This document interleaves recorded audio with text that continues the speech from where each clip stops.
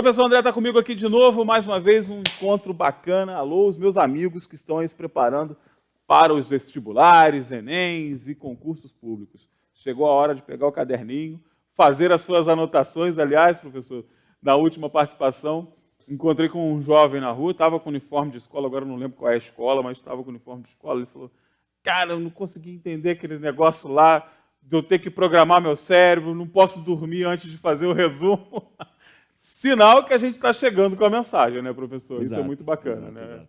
Essa resposta é sensacional. Né? Toda informação que a gente recebe pela primeira vez, ela precisa ser compreendida, quer dizer, entendida ali. Mas é importante, para retomar esse pensamento do aluno, basicamente, aula estudada num dia é aula fixada no mesmo dia antes de dormir. Tá vendo? Era bem simples. Eu tentei explicar, mas não fui tão sucinto como eu. Dei uma enrolada lá, mas eu acho que eu expliquei o aluno. Ou seja, ele ficou satisfeito. Né? Assistiu aula hoje de matemática, de geometria, por exemplo, vai estudar de tarde, se a tua aula for de manhã, ou de noite, se a tua aula for de tarde, ou mais à noite ainda, se a tua aula for de noite. Foi de noite.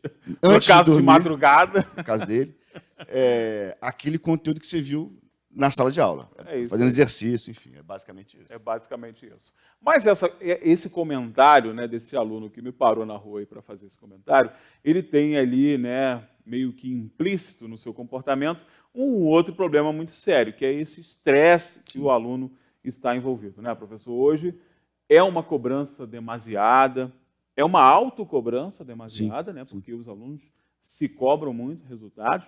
Eu tenho 2 ex-adolescentes em casa, hoje 2 jovens adultos, já nas suas carreiras profissionais, mas eu acompanhei isso muito de perto, né? Essa autocobrança.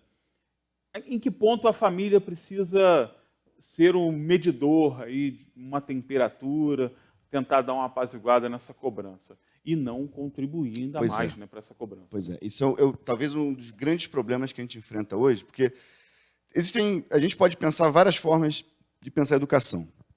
A educação regular, cotidiana, em que o aluno vai para a escola e não tem uma preocupação necessariamente, com uma prova no final do ano, uma aprovação em algum outro instituto, enfim. Esse é um ponto. O segundo ponto é você obrigatoriamente ter que fazer uma prova, que é um crivo ali, um limitador, um delimitador, na verdade, de você ir para um outro grau. Alcançar um novo degrau. Um novo degrau. Nesse caso, um concurso público, por exemplo, vestibular, institutos militares, enfim, você tem que não só ser bom, porque o que é bom? É você passar de ano. Se você tirar 6, na maioria das escolas, que é a média 6, o colégio público é 5, você passa de ano e fica tudo certo, mas você não é aprovado em nenhuma dessas instituições. Você precisa tirar uma nota bem superior ao que você tira, porque você vai concorrer com outras pessoas. Então, isso, obrigatoriamente, leva a um estresse pessoal. A pessoa vai ser levada para uma vitrine onde vai ser apontado o sucesso ou o insucesso. Só por si só, isso já é terrível. Se eu tivesse que fazer uma prova de história agora, ou você sobre jornalismo, você ficaria minimamente tenso ali, porque é um crivo, né, que você está sendo exposto. Tal. Imagina para um jovem de 15, 16, 17, 18 anos de idade, 20. Eles ainda não têm muita maturidade emocional para suportar essa carga. Então, o estresse ele é absolutamente natural. Ele vai acontecer. O que é preciso fazer é diminuir essa carga de estresse. A gente tem várias possibilidades. Então, por exemplo, a família, legitimamente, genuinamente, ela quer o melhor para os seus filhos, obviamente. Então, ela quer que o filho passe no vestibular. Só que ela pode atrapalhar se ela colocar uma pressão sobre a nota. Você tem que tirar 800, um exemplo, se for turma da medicina. 780, 790 para a medicina. Então, no Enem, você tem que tirar a nota 780, se você não tirar. Se você cobrar resultado, a chance do aluno obter esse resultado é cada vez menor. É mais ou menos no esporte, por exemplo, no futebol. Uma coisa é você ir lá no jogo e fazer 2 gols. Outra coisa é você ter que fazer 2 gols. O gol fica menor, o goleiro fica maior, a bola fica mais pesada, porque é a pressão para ter que fazer. Incentivo é uma coisa, pressão é outra. Então, o incentivo, perfeito. O incentivo ele tem que ser no esforço do aluno e não no produto final, que é a nota. Porque se o aluno se esforçar ao longo de todo o processo de aprendizagem dele, a nota é uma consequência. E aí, pegando um pensamento do Parreira nos anos 90, que foi super crucificado, na época ele era treinador da seleção, o gol é um detalhe. A aprovação é um detalhe, porque tem todo um... No caso, a seleção de 90 foi um detalhe que faltou, né? Mas tudo bem. Então, assim, o gol é um detalhe, tal como a aprovação, embora seja a meta, né, o objetivo final, ele é um detalhe porque ele é composto de série de elementos que você, construindo isso ao longo de um período, você chega à aprovação. Mas você não pode cobrar nota. E tem colégio, por exemplo, que cobra nota. Aluno daqui tem que tirar X no vestibular. Não é assim que funciona. Você tem que cobrar empenho, cobrar horas de estudo, e aí você alcança o resultado. Porque o estresse, ele não é só um problema psicológico, ele é um problema, inclusive, no processo de aprendizagem. Como é que funciona a coisa do estresse? O nosso cérebro funciona a partir de químicas, né? Então, por exemplo, só para o pessoal de casa entender mais ou menos como é que funciona. Pessoas com depressão, em alguns casos, têm déficit de vitamina D, por exemplo. Então, uma vitamina faltando, a pessoa entra em depressão. Ou seja, é uma causa química e não psicológica. Não foi um trauma, não foi... Não. Então, por exemplo, os habitantes do norte do Canadá, do norte da Europa, que faz muito menos sol do que aqui, fazem como? Se não tem a vitamina D, você produz ela, você incentiva a produção dela a partir do contato com o sol. Então, você toma uma cápsula de vitamina D, artificial. Então, o cérebro ele reage, nós reagimos a partir de certos elementos, certas substâncias químicas, perdão, que a gente produz. O estresse é a mesma coisa. Tem uma substância chamada cortisol, que ela é criada justamente para a gente suportar o estresse. Isso é importante. Só que se você ficar muito tempo estressado, o cortisol ele é importante porque ele faz você resistir ao estresse, mas ele tem dois problemas aí. Primeiro, ele inibe o teu sistema imunológico. Então, geralmente, quando você passa por um processo de estresse muito longo, quando você acaba, você estoura uma ferida na boca, fica na cama com gripe, porque o teu sistema imunológico está baixinho. E um outro problema, e aí tem a ver com o processo de aprendizagem, como é que funciona a produção de memória? A gente já falou outras vezes. Nós temos os neurônios, e os neurônios eles recebem informação de um outro neurônio e transmitem para um outro. Né? Então, o corpo de um neurônio é mais ou menos isso aqui. Né? Ele recebe onde está minha mão e transmite onde está meu cotovelo. Pois bem, esses dedinhos aqui chamam-se dendritos. O cortisol ele inibe a produção de dendritos. Então, a capacidade de um neurônio de receber informação é menor no processo de estresse. Então, quando você essa substância, ela gosta de ficar no hipocampo. O hipocampo é a região responsável pela produção de memória de curto prazo. E aí, por isso que você, quando está estressado, fala, onde eu botei minha chave, que eu não estou lembrando? Onde eu botei não sei o que. E quanto mais estressado, menos você consegue se lembrar. E aí, exatamente. Então, você não consegue produzir aquela memória de curto prazo. E a não produzir a memória de curto prazo, a de longo prazo, então, nem se fala. Então, é fundamental no processo de aprendizagem, na sala de aula, depois estudando sozinho, que você diminua ao máximo possível o teu nível de estresse. Então, na hora da prova, obviamente que vai ter um estresse. E ele é importante para te deixar focado. Agora, ao longo do ano, você tem que medir isso. E a família é fundamental, porque se ela pressionar mais, e a gente, por exemplo, eu sou diretor e recebo vários alunos, várias famílias, eu entrevisto todo mundo antes de se matricular lá no curso, todo mundo. E algumas famílias, elas têm essa perspectiva, não, vou pressionar porque tem que passar, e você não tem que passar. Se fizer isso, vai colocar uma carga de estresse a mais que o aluno não precisa, porque ele já está hiperestimulado. E para o aluno também, né, professor, não é que você tenha que virar um monge tibetano também, né? Ninguém espera isso. Como o professor falou, o estresse ele é absolutamente normal. Agora, ele precisa ser trabalhado, identificado, controlado e, se possível, né, usado ao seu benefício, né? Porque aquele estressezinho, aquela adrenalina também pode te ajudar, né, a ter aí um motivador maior, mas sempre lembrando que motivação é diferente de pressão. Né? Pressão. Exato. E a família precisa estar antenada, que muitas vezes vai partir do discernimento da família, né, essa identificação também, né, professor? Exato. Porque senão, se deixar tudo nas costas do estudante...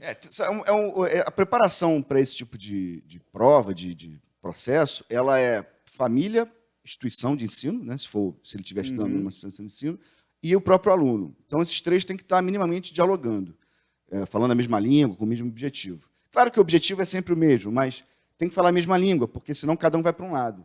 Então, assim, essa coisa da família ela é absolutamente central. A gente tem e aí é uma questão um pouco mais profunda, que é uma certa terceirização da atenção dos filhos e das filhas, obviamente, para a instituição de ensino, né? A família, em alguns momentos, não, claro que não é uma regra, mas em alguns momentos terceiriza-se a importância da atenção e da orientação para a instituição de ensino. Por uma série de motivos, inclusive o próprio pai, ele não tem conhecimento sobre o processo de ensino, porque para ele não precisou, então é isso que funciona. Então é importante essas três frentes dialogarem. Assim, existem várias formas, várias pedagogias que trabalham, ou tem colégio, inclusive, tem um colégio em Goiânia, em Brasília, que o lema dele é sim, com estresse. No stress, aquela camiseta. Com estresse. Sim, com estresse. Porque é a lógica deles. E tem colégio que trabalha com outra vertente. Agora, uma vertente construtivista, que não está muito focado nessa coisa do conteudismo, e elas são igualmente válidas. Sim. O ponto que a gente precisa refletir, e aí eu vou fazer um parênteses muito interessante. Eu, na faculdade, meu professor de História da Arte, a História da Arte era um tempo depois de algumas disciplinas de pedagogia que a gente tinha. E a gente saía da aula de pedagogia extremamente encantado com aquele mundo novo, das várias inteligências, aquela coisa toda. E a gente chegava na aula ainda batendo papo, e ele interagia um pouco. É um senhor já. E aí ele adorava cortar nosso barato. Ele falava o seguinte, ok, tudo muito bom, tudo muito bonito, mas quais são os melhores resultados nos vestibulares? Escolas tradicionais, conteudistas e tal. Claro. E a gente ficava ali naquele momento de balde de água fria. Jogava um balde de água fria. E hoje, eu fazendo essa reflexão, já devido à minha atividade profissional, de fato, se a gente pegar o conjunto de instituições que preparam para esse tipo de concurso, prova, enfim, elas são mais conteudistas. Então, é muito improvável que um aluno que não se prepare, se não dedique horas da sua vida, num dado momento, obviamente, para a medicina, para instituições militares, ou direito, ele não vai conseguir, porque você precisa, e isso leva estresse. Então, como é que a gente consegue medir isso? O que te dá prazer pessoal, você precisa fazer. Então, se é exercício físico aeróbico, de preferência, isso produz algumas substâncias que te dão uma sensação de prazer, inclusive que conseguem produzir os dendritos. Melhora a tua capacidade de criar memória. Mas eu tenho um problema na coluna, porque está uma epidemia também nesse sentido. Eu sou um deles, inclusive. Não mais porque eu fiz uma cirurgia, mas alguns alunos têm. Então, eu não consigo. Então, você vai tentar fazer algo que te dê prazer. Se num dado momento, ler um livro, se é ver uma série, ou se é estar com a família, ou se é jogar um videogame. Ou seja, você tem que ter, num dado momento, óbvio que tem que ser pontual. Não pode ser uma regra. Não, isso tem que ser pontual. Para você quebrar um pouco desse nível de estresse que você... Além do estresse, você tem um desgaste emocional, um desgaste físico, isso vai contribuir. Então, você precisa medir o tempo todo. E, sobretudo, dormir.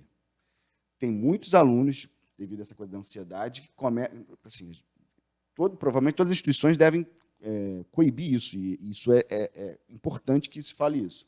Mas alguns alunos que são mais rebeldes e mais apressados querem dormir pouco, ver a noite estudando. Ver a noite estudando. E aí, isso não é nada... Para um concurso que você vai fazer daqui a 8, 9 meses, inclusive é contraproducente. Você vai perder qualidade porque você está fazendo isso. Você vai chegar lá debilitado. Exatamente. Que não é isso que a gente está falando. As respostas orgânicas elas vão acontecendo a todo momento. Né? Inclusive, sem dormir, você não forma a tua memória e você acaba esquecendo o troço em pouco tempo. Né? E se você esqueceu alguma coisa da entrevista, não se preocupe. Dá para rever, não tem problema, rever com um caderninho, né?